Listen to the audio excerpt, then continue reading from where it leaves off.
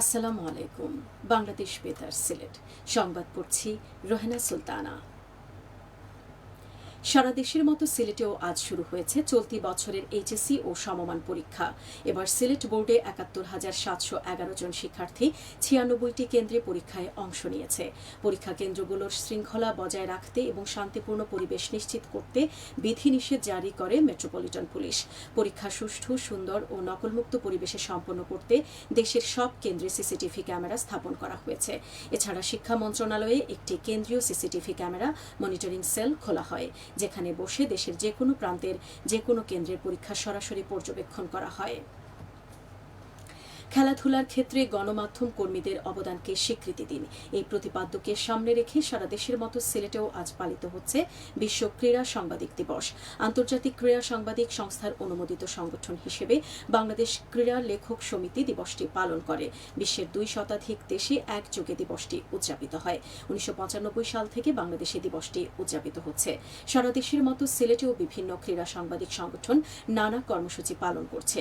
জেলা ক্রীড়া লেখক সমিতির উদ্যোগে আলোচনা সভা ও সম্মাননা প্রদান অনুষ্ঠানের আয়োজন করা হয়েছে। হোমিওপ্যাথির জনক ডাক্তার ক্রিস্টিয়ার ফ্রেডরিক স্যামুয়েল হ্যানিম্যানের ১৮৩তম মৃত্যুবার্ষিকী উপলক্ষে মৌলভীবাজারে আজ শোক র্যালি, আলোচনা সভা ও গাছের চারা বিতরণ করা হয়েছে।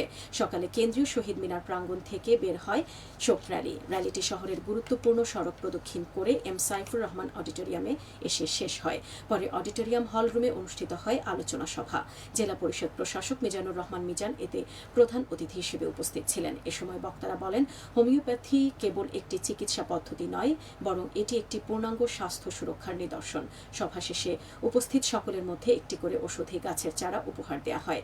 জেলা হোমিওপ্যাথিক চিকিৎসক সমিতি এর আয়োজন করে।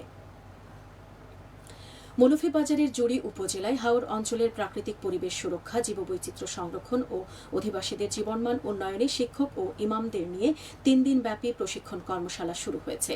জেলা ইসলামিক ফাউন্ডেশনের উপপরিচালক মোহাম্মদ ফারুক আলম আজ সকালে উপজেলা পরিষদের প্রধান অতিথি হিসেবে কর্মশালার উদ্বোধন করেন। এতে উপজেলার বিভিন্ন মাধ্যমিক শিক্ষা প্রতিষ্ঠানের ইসলাম শিক্ষা বিষয়ের শিক্ষক সহ বিভিন্ন মসজিদের ৮০ জন ইমাম অংশ নিচ্ছেন। হাওর এলাকার জনগণের জীবনমান উন্নয়ন এবং জীববৈচিত্র্য সংরক্ষণ ইমামদের মাধ্যমে উদ্বুদ্ধকরণ কার্যক্রম শীর্ষক প্রকল্পের আওতায় ইসলামিক ফাউন্ডেশন এর আয়োজন করে। হবিগঞ্জে প্রাকৃতিক দুর্যোগে ক্ষতিগ্রস্ত দুস্থদের অর্থ ও চাল এবং ইউনিয়ন পর্যায়ে মৎস্য প্রযুক্তি সেবা প্রকল্পের আওতায় মৎস্য ছাগল বিতরণ করা হয়েছে। আজ দুপুরে হবিগঞ্জ সদর উপজেলা হলরুমে এই বিতরণ করা হয়। জাতীয় সংসদের হুইপ ও হবিগঞ্জ ৩ আসনের সংসদ সদস্য জে.কে. গৌস এতে প্রধান অতিথি হিসেবে উপস্থিত ছিলেন।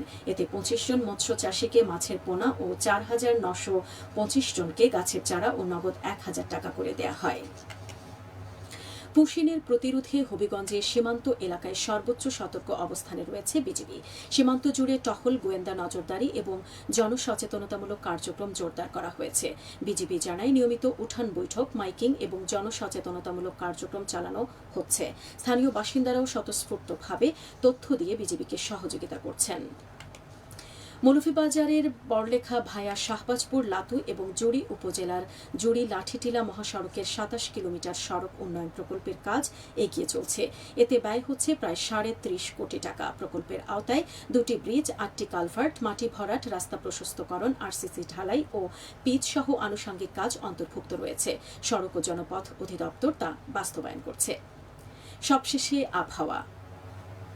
রাত ১টা পর্যন্ত পূর্বাভাসে বলা হয়েছে, সিলেট ও পার্শ্ববর্তী এলাকায় দক্ষিণ দক্ষিণ পশ্চিম দিক থেকে অস্থায়ীভাবে ঘণ্টায় সর্বোচ্চ ৬০ কিলোমিটার বেগে ঝোড়ো হাওয়া বয়ে যেতে পারে।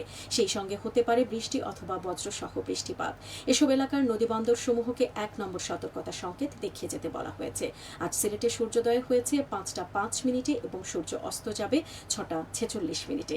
সংবাদ শেষ হলো। আমাদের পরবর্তী স্থানীয় সংবাদ প্রচারিত হবে সন্ধে ৭টায়।